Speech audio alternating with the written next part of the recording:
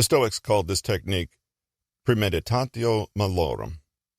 Modern motivational speakers and self-help gurus warn against entertaining the worst possible outcomes or dwelling on negativity, but for the Stoics, this activity actually had some value. The idea is that you occasionally spend a short amount of time imagining in detail the negative things that could happen in life. By doing so, you generate a renewed appreciation for all the things you do have.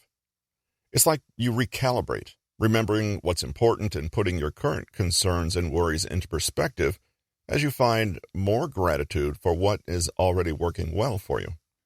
More than this, though, negative visualization is intended to put you back in control and take the sting out of worries and anxieties.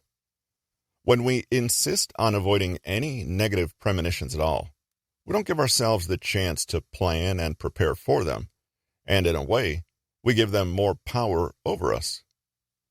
In his 45 BC text, Tusculan Disputations, Cicero explains, "I'm ready to borrow of the Cyrenaics those arms against the accidents and events of life, by means of which, by long premeditation, they break the force of all approaching evils, and, at the same time, I think that those very evils themselves arise more from opinion than nature, for if they were real, no forecast could make them lighter." In his letter to Lucilius, Seneca echoes this sentiment by saying, "He robs present ills of their power, who has perceived their coming beforehand." Elsewhere he writes, "I will conduct you to peace of mind by another route. If you would put off all worry, assume that what you fear may happen will certainly happen. Whatever the evil may be, measure it in your own mind and estimate the amount of your fear. You will soon understand that what you fear is either not great or not of long duration." But this technique is not just for use when times are tough, but when things are going well, too. In Epistles 18:6, he says, "It is in times of security that the spirit should be preparing itself to deal with difficult times. While fortune is bestowing favors on it, then is the time for it to be strengthened against her rebuffs. In the midst of peace, the soldier carries out maneuvers, throws up earthworks against a non-existent enemy, and tires himself out with unnecessary toil in order to be equal to it when it is ready. If you want a man to keep his head when the crisis comes, you must give him some training before it comes." In other words, if we wish to be mentally tough and resilient, we need to train ourselves to endure possibly negative outcomes, just as an athlete trains themselves to be strong in the face of physical adversity. Granted, the Stoic mindset can seem a little alien at times, and their advice may sound strange to our modern ears. Exactly how can you apply negative visualization in your own life? And how is it different from simply catastrophizing? Think of the aim of the exercises as threefold. When you practice negative visualization, you're increasing gratitude for what you have right now, desensitizing yourself to adversity, and increasing your tolerance and resilience to it, and allowing yourself to prepare for negative outcomes. To hit all three aspects, here's an exercise to try. 1.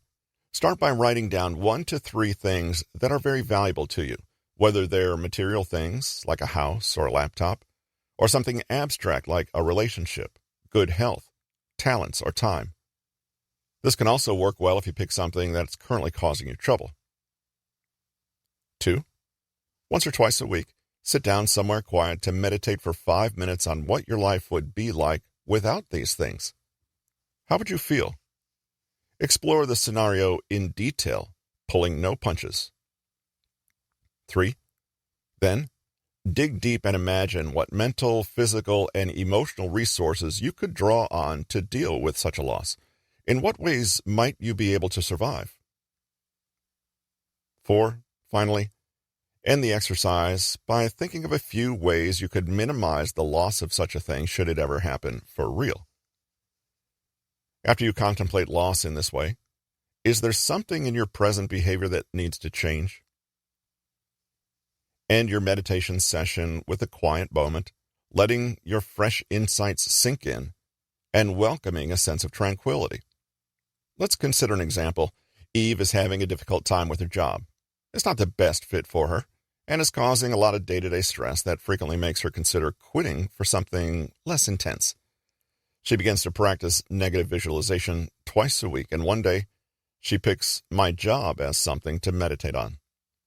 She's been in the habit of thinking negatively about this job for months now, but for 5 minutes, she does the opposite and considers what would happen if she suddenly lost this job tomorrow. She explores the feelings that come up. There's relief, yes, but she also realizes that the sudden lack of salary would be terrifying and that she'd have to hunt for a new job. Also an awful prospect.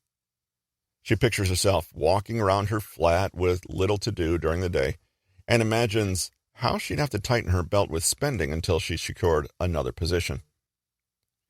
She can also see, though, how she'd cope. She knows that with effort, persistence, and drawing on her various networks, she could find a new job, one way or another. When she comes out of her meditation, she has a new, subtler perspective on the issue. Though the problems are all still there, she's able to actually be grateful for the job, warts and all, and sees that her position is not so bad as she thought it was. She decides to take action. She will quit her job, but she will do so strategically. She commits to getting a resume up to scratch and starts looking for possible positions, all without leaving the comfort of her current job just yet. The next day, all the same work stresses and irritations are there, just as they were before, but Eve is less bothered by them, more assured about her own ability to manage any outcome, and actively shaping a future outcome she'd most prefer. This has been Stop Negative Thinking: How to Control Your Thoughts, Stop Overthinking, and Transform Your Mental Habits, written by Nick Trenton, narrated by Russell Newton. Copyright 2022 by Nick Trenton. Production copyright by Nick Trenton.